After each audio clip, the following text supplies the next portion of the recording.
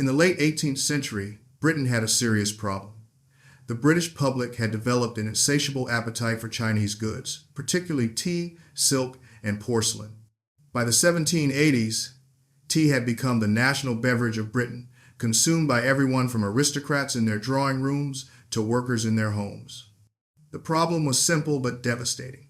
China did not want anything Britain had to offer in return. The Chinese were perfectly happy selling their goods, but they would only accept payment in one form: silver. This created a massive trade deficit for Britain. Year after year, British silver flowed into China, while Chinese goods flowed out. For the merchants and the British government, this was unsustainable. They needed something, anything, that the Chinese would buy in large quantities to balance the books. The British East India Company, which had been given monopoly privileges by the Crown on trade with the East Indies, thought it had found the answer. It was not cotton from India's textile industry. It was not Britain's manufactured goods. It was something far more sinister: opium. Opium itself was not new to China. Arab traders had introduced it as early as the 7th century during the Tang dynasty, where it was used primarily as medicine for pain relief. For centuries, opium consumption remained limited and medicinal. But in the 17th century, something changed. The practice of smoking tobacco spread from North America to China, and Chinese people began mixing opium with tobacco. Eventually, they discovered that smoking pure opium through specially designed pipes produced an even more powerful effect. This is when opium transformed from a medicine into a recreational drug, and this is when the British saw their opportunity. By 1773, the British East India Company had established a monopoly on opium cultivation in the Indian province of Bengal. They developed methods for growing opium poppies cheaply and abundantly. The farmers of Bengal and Bihar were essentially forced into this cultivation. The East India Company would provide advances to farmers before the growing season, binding them into contracts that required them to deliver their opium harvest at prices set by the company. This was not a fair arrangement by any stretch.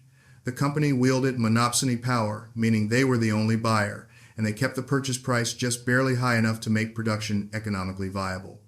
Farmers who grew opium could not share in the massive profits that would come later when the drug was sold in China. They were trapped in a system that demanded intensive labor. Poppy cultivation required fertile soil, constant irrigation, and back-breaking work, while offering minimal returns. The human cost was staggering. Millions died in the Bengal famine of 1770 after productive agricultural land was forcibly converted from food crops to poppy cultivation. The regions where the East India Company established its opium production facilities, the Bihar-Benares corridor, suffered long-term developmental damage. Even today, these areas have demonstrably lower literacy rates, fewer schools, and less healthcare infrastructure than neighboring regions that were not caught up in the opium monopoly. There was just one small problem with this plan. Opium was illegal in China. The Qing dynasty had recognized the dangers of widespread opium use and banned it in 1729. They reinforced this ban in 1799, classifying opium trafficking alongside robbery and murder, with penalties including banishment or death. But the British were not about to let a little thing like Chinese law stand in the way of profits. They developed an ingenious and completely ruthless smuggling system. The East India Company would not directly carry opium to China.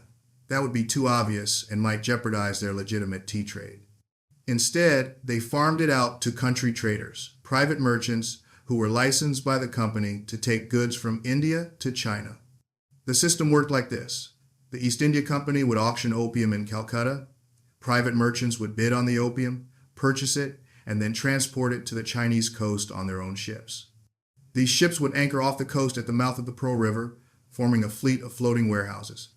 Chinese smugglers would then come out in small boats, purchase the opium, and distribute it throughout China's interior. The gold and silver that these Chinese smugglers paid would then flow back to the private merchants, who would turn it over to the East India Company. The company would use this silver to purchase tea, silk, and porcelain for export to Britain. It was money laundering on a national scale, and it was incredibly effective. The company could claim they were not directly involved in smuggling while reaping all the financial benefits. The private merchants took on the risks, but stood to make fortunes if they succeeded.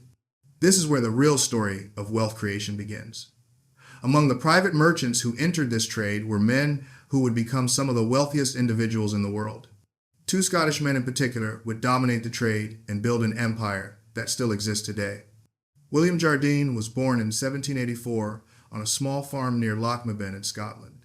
He studied medicine at the University of Edinburgh and in 1803 joined the East India Company as a surgeon's mate aboard a ship bound for India. But Jardine quickly realized that the real money was not in medicine, it was in trade.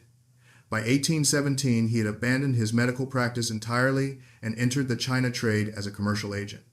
Jardine had a reputation as a shrewd, calculating businessman. He was known for not having chairs in his office for visitors, indicating how precious his time was. He was described as a man of few words who maintained a dignified composure and had an uncommon sense of what he owed to himself. His extreme high-mindedness made it hard for him to sympathize with men of weaker character or purpose. He never married and dedicated his entire life to building his fortune. His partner, James Matheson, was also Scottish, born in 1796 as the second son of a tacksman on the Sutherland estate. Matheson was more cultured than Jardine. He claimed to own the only piano in Asia and was an accomplished player, but he was equally ruthless in business. When one of his ship captains refused to offload opium chests on the Sabbath, Matheson removed him from his position, observing, "We have every respect for persons entertaining strict religious principles, but we fear that very godly people are not suited for the drug trade."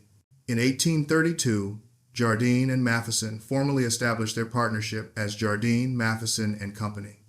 They took the Chinese name Iwo, meaning happy harmony, borrowed from a respected Chinese merchant's business. The irony of calling a drug smuggling operation Happy Harmony apparently did not bother them. By the 1830s, Jardine Matheson controlled approximately half of China's foreign trade. They had built a fleet of clipper ships, fast, sleek vessels specifically designed to outrun Chinese authorities. These ships could bring opium to China's southeast coast in previously unfathomable quantities at any time of year without waiting for monsoon winds. By 1841, Jardine had 19 intercontinental clipper ships compared to their closest rival, Denton Company, with 13. He also had hundreds of smaller vessels, lorcas, and smuggling craft for coastal and river operations. The scale of the operation was breathtaking. Opium imports to China rose from about 4,000 chests per year in 1800 to 30,000 chests in 1830. And by 1838, just before the first Opium War, imports had reached 40,000 chests annually. Each chest weighed approximately 140 pounds. This was industrial-scale drug trafficking, and it was making Jardine and Matheson spectacularly wealthy. By the time Jardine left Canton in 1839, he had accumulated a capital of 300,000 pounds, a fortune comparable to that of the wealthiest gentleman in the city of London at the time. In today's terms, we are talking about the equivalent of tens of millions of dollars in personal wealth. But the British were not the only ones getting rich from Chinese addiction. American merchants saw the same opportunity and jumped into the trade with both feet. Thomas Handesid Perkins came from a prominent Boston family. Before opium, he had traded slaves in Haiti and furs from the Pacific Northwest. These businesses gave him the capital to expand into the China trade. Perkins focused on Turkish opium, which was cheaper and lower quality than the British Indian opium, but still found a ready market in China, where dealers would cut Indian opium with the Turkish supply to increase their profits. Perkins brought his teenage nephew, John Perkins Cushing, into the business when the boy was just 16 years old. Cushing went to Canton to work in the Perkins counting house and quickly proved to have a natural talent for the trade. He became close to Wu Bingjian, known to Westerners as Haokua, one of the wealthiest Chinese merchants who worked with foreign traders. Wu Bingjian, who had recently lost his own son, took a liking to the young American and treated him like a son, giving him interest-free loans and guidance. With this help, the once impoverished Yankee boy became a millionaire and returned to Boston as one of the most eligible bachelors in the land. By the early 1800s, while the British controlled 90% of the Chinese opium trade, Americans controlled most of the remaining 10%. Within that American share, Perkins and his associates had the largest portion. The company owned at least 7 ships outright and held interests in others.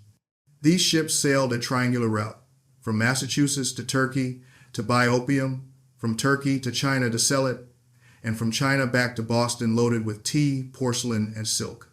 The Perkins family network created fortunes for multiple people. John Perkins Cushing's success was followed by other family members, including John Murray Forbes and Robert Bennett Forbes, who also made fortunes in China and became American industrial tycoons. Perkins and Company alone generated enough revenue to create multiple millionaires, not just Thomas Perkins himself. Then there was Russell and Company, founded by Samuel Russell and Philip Amadon, which set up operations in Canton in 1808. By 1827, Russell and Company had become the largest American opium dealer in China, competing directly with British firms like Jardine Matheson and Dent and Company. Of all the American firms operating in Canton, only 2, Oliphant and Company and one other, abstained from the opium trade on moral grounds. Everyone else was in on it. John Jacob Astor, who would become America's first multimillionaire, also participated in the opium trade. Born in Germany, Astor came to America and built his initial fortune in the fur trade. But he saw the profits to be made in China and could not resist. In 1816, he purchased 10 tons of Turkish opium and shipped it to China in exchange for goods he resold in the United States. While the exact quantities are unclear, historians believe Astor sold hundreds of thousands of pounds of opium between 1816 and 1825. Warren Delano, grandfather of President Franklin Delano Roosevelt, was employed by Russell and Company and made millions in the trade. When questioned about the morality of his business, Delano called it a fair, honorable, and legitimate trade. This casual dismissal of the devastating human cost was typical among the opium merchants. They simply chose not to see most Chinese as fully human, which helped them ignore the hundreds of thousands of people who craved the drug they sold. The Sassoon family, of Iraqi Jewish origin, became known as the Rothschilds of the East through their opium fortune. David Sassoon founded his company in Bombay and staffed it with people from Baghdad, establishing branches across India, Burma, Malaya, and East Asia. The family became one of the wealthiest in the world. The Dent family, whose company, Dent & Company, was one of the 2 largest British opium firms alongside Jardine Matheson, also made enormous fortunes. Lancelot Dent's refusal to surrender his opium store in 1839 became one of the triggers of the First Opium War. While merchants on 3 continents were becoming fabulously wealthy, China was descending into a public health catastrophe unprecedented in world history. In 18th century China, opium smoking had been a status symbol for the elite. Only the wealthy could afford it, and it was associated with refinement and cultured living. Expensive opium pipes made from ivory, jade, precious stones, or silver demonstrated the owner's taste and wealth. Opium smoking took place in elegant surroundings, in government offices, tea houses, and private homes, and was embedded in elaborate rituals similar to the tea ceremony. But as competition between British and American traders drove down prices from $2,500 per chest in 1822 to $585 in 1838, opium became accessible to the middle and lower classes. What had been a privilege of the wealthy became a curse affecting all levels of society. The drug spread from Canton outward to the north and west, affecting every class and region. By 1838, roughly 1/3 of the Chinese population had tried opium. The number of regular users was astronomical. By the 1830s, approximately 3 million Chinese were addicted. By 1880, estimates suggest that 30 to 40 million people were smoking between 30,000 and 40,000 tons of opium per year. By 1906, China had 13.5 million opioid addicts, accounting for 27% of the adult male population. Let that sink in. Nearly 10% of China's entire population of 400 million people was addicted to opium by the end of the 19th century. This is probably the largest drug epidemic in world history, measured both in absolute numbers and as a percentage of the population. The social impact was devastating. What started as recreational use quickly became a punishing addiction. For many people, when they tried to stop using opium, they suffered chills, nausea, cramps, and sometimes death from withdrawal. Once addicted, people would do almost anything to continue accessing the drug. The resources needed to obtain enough opium to avoid withdrawal symptoms ruined families financially. Many addicts were eventually reduced to destitution and premature death. Government officials were particularly hard hit. By the 1830s, up to 20% of central government officials, 30% of local officials, and 30% of low-level officials regularly consumed opium.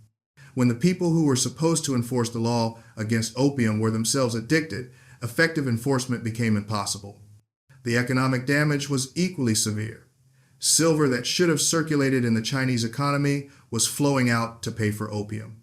From 1806 to 1809 alone, 7 million silver dollars left China for India.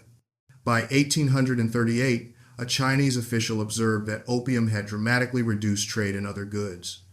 Merchants could only sell half the volume of commodities they had sold 20 or 30 years earlier. Opium had taken the place of the other half. This meant that many Chinese merchants had no choice but to become involved in the opium trade themselves, even though trafficking was punishable by death. The Daoguang Emperor had had enough. The opium crisis was tearing his empire apart. Making matters personal, his own son had died from opium addiction. In 1838, he appointed Lin Zexu as Special Imperial Commissioner with explicit orders to eradicate the opium trade. Lin Zexu was regarded as completely incorruptible, a rarity in the late Qing bureaucracy. He was exactly the kind of official the emperor needed for such a critical mission. In 1839, Lin arrived in Canton, the center of the opium trade, and immediately began taking aggressive action. Lin's first move was to write an open letter to Queen Victoria herself, appealing to her sense of morality and justice. In the letter, he pointed out that opium was illegal in Britain as well, asking, "Have they no conscience?" He requested her cooperation in cutting off the flow of opium to China by British merchants. The letter never reached the Queen. It was later published in the Times newspaper as a direct appeal to the British public, but it made no difference to the merchants or the British government. On March 18, 1839, the Daoguang Emperor issued an edict emphasizing the serious penalties for opium smuggling that would now apply. Lin moved quickly to enforce it. He ordered the seizure of all opium in Canton, including that held by foreign governments and trading companies. The foreign merchants thought they could placate him by handing over a token amount, but Lin was not playing games. When the merchants refused to surrender their full stocks, Lin shut down all trade and placed the foreign residents under virtual siege in their factories. Chinese troops enforced the blockade. No one could leave. No food could come in. The standoff lasted for weeks. Charles Elliot, the British chief superintendent of trade in China, arrived just after Lin's deadline had expired. Facing increasing pressure and the real possibility that British merchants might be harmed or killed, Elliot made a fateful decision. He agreed to purchase all the opium stocks on credit from the British government, despite having no official authority to make such a purchase, and handed everything over to Lin. The quantity was staggering: 20,283 chests containing 1,300 tons, or 2,900,000 pounds of opium, worth approximately 2 million pounds sterling at the time. Lin had all of it destroyed at Human in a process that took 23 days. Workers dug trenches, mixed the opium with salt and lime, and flushed it all into the sea. Lin thought he had won a great victory. He had destroyed a fortune in opium and dealt a severe blow to the smugglers. What he did not realize was that he had just given the British merchants and their government exactly what they needed: a cause for war. When William Jardine arrived in London in September 1839, he carried a letter of introduction from Charles Elliot that described him as having stood at the head of our commercial community and carrying the esteem and kind wishes of the whole foreign society, honorably acquired by a long career of private charity and public spirit. Jardine immediately went to work lobbying the British government for military action. His partner, James Matheson, had already traveled to Britain earlier to advocate for military intervention, meeting with government and trade officials to gather support. Now Jardine took up the cause with single-minded determination. Through well-connected business associates like John Abel Smith, Jardine gained access to Lord Palmerston, the Foreign Secretary. Jardine presented detailed plans for war, including strategic maps, battle strategies, specific demands China should be forced to accept, and even recommendations for the number of troops and warships needed. The naval strategy Jardine suggested in these meetings would eventually be broadly followed by British forces during the decisive 1842 campaign. Jardine also worked to sway public opinion, taking advice from James Matheson, who wrote suggesting he secure the services of some leading newspaper to advocate the cause and hire literary men to write up the requisite memorials in the most concise and clear shape. Jardine had his views expressed in many British newspapers. He portrayed the Chinese restrictions on opium as part of broader prejudice against foreigners, free trade, and even Christianity. Palmerston's decision to send military forces to China was not driven purely by outrage over the destroyed opium, though that was the public justification. The real calculation was financial. Palmerston saw no way to persuade Parliament to release funds to compensate the opium merchants for their losses, and the British government was legally obligated to compensate them because Elliot had signed official receipts when he purchased their opium. The only way out of this financial bind was to make the Chinese pay, and that meant winning the war. In May 1840, the British government decided to send a military expedition to impose reparations for the opium destroyed and to guarantee future security for the trade. The Royal Navy launched its expedition in June 1840. What followed was a one-sided conflict. The British possessed technologically superior ships and weapons. British steam-powered gunboats could navigate China's rivers with ease, bombarding coastal forts and cities at will.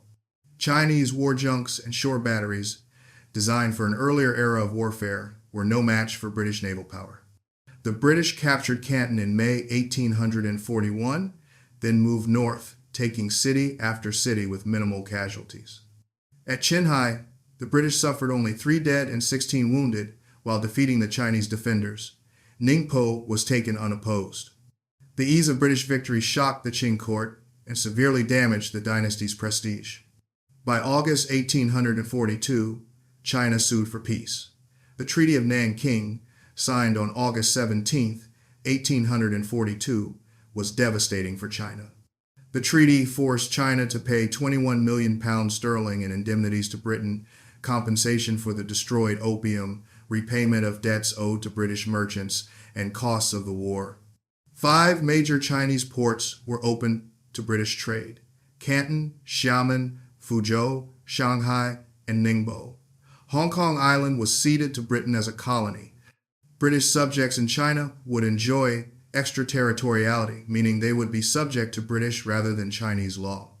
Most importantly for the merchants, the treaty enabled the British to carry on their mercantile transactions with whatever persons they please. While the treaty did not explicitly legalize opium, it effectively removed China's ability to control the trade. Opium trafficking continued and actually increased after the war. William Jardine did not live to see the full fruits of his advocacy. In 1841, he was elected to Parliament representing Ashburton and Devon as a Whig member. He purchased the Lanrick estate in Perthshire, becoming a large landowner with all the attributes of a country gentleman. But he died in 1843, just a year after the Treaty of Nanking was signed, bringing an end to his short political career.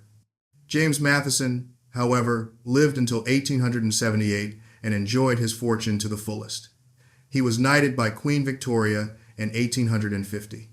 In 1844, he purchased the entire Scottish island of Lewis, clearing over 500 families off the land and shipping them to Canada so he could build Lewes Castle for himself.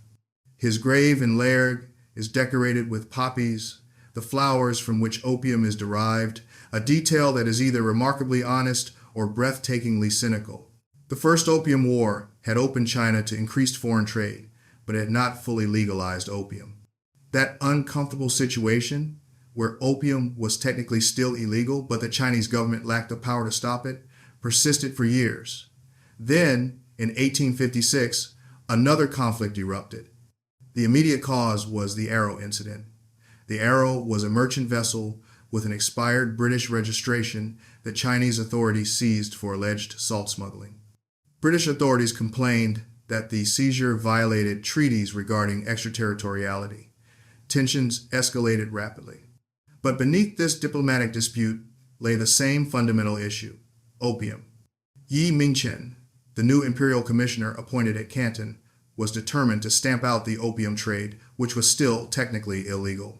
His aggressive enforcement actions, combined with the Arrow incident, gave Britain and France, which had joined in after a French missionary was executed, the pretext for another war.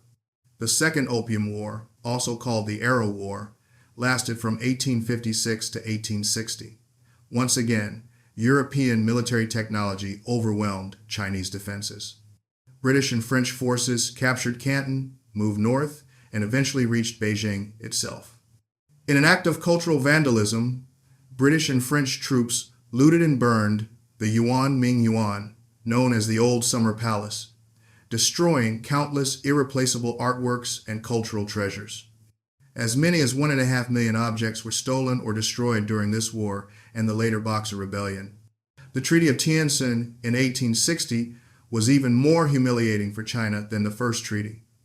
This time, opium was explicitly legalized. 10 additional ports were opened to foreign trade.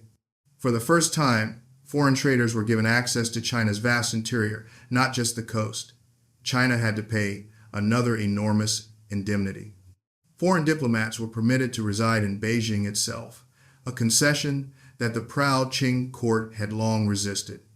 By this point, Chinese domestic opium production was beginning to compete with imports. The Qing government, having lost the ability to prevent opium cultivation, decided to tax it instead, turning addiction into a revenue source. By 1880, domestic production slightly exceeded imports. Production peaked in 1906 at over 35,000 metric tons grown domestically, plus 4,000 tons imported. The opium economy had become so deeply embedded in Chinese society that when the government finally launched serious suppression campaigns after 1901, the opposition came not from the British, whose sales had suffered from domestic competition, but from Chinese farmers who would be ruined by losing their most profitable crop, from wholesalers and retailers, and from millions of users who came from influential families. In Chinese historical memory, the Opium Wars marked the beginning of what is called the Century of Humiliation, a period when foreign powers repeatedly defeated, exploited, and humiliated China. It is impossible to overstate the profound impact this period has had on modern Chinese national consciousness. The wars demonstrated that China's traditional military forces were hopelessly outmatched by Western industrial technology. The unequal treaties forced upon China after these wars stripped away Chinese sovereignty and subjected the country to foreign control. The addiction epidemic that British and American merchants deliberately created and expanded crippled Chinese society for generations. By the time the Communist Party took power in 1949, eliminating opium became one of their highest priorities. They saw opium as a symbol of foreign imperialism and national shame. Proven addicts could purchase opium legally with a license on the condition that they commit to a detoxification schedule. Government officials had only 6 months to get clean. The communist government used harsh methods, including forced labor, re-education, and execution of dealers, but they succeeded in dramatically reducing opium use by the 1950s. Even today, China has more narcotics regulations than any other country in the world, with over 500 laws and guidelines implemented at various levels. The stigma around drug use in China remains intense, directly linked to the historical trauma of the Opium Wars. When Chinese officials talk about Western interference or exploitation, the Opium Wars are never far from the surface.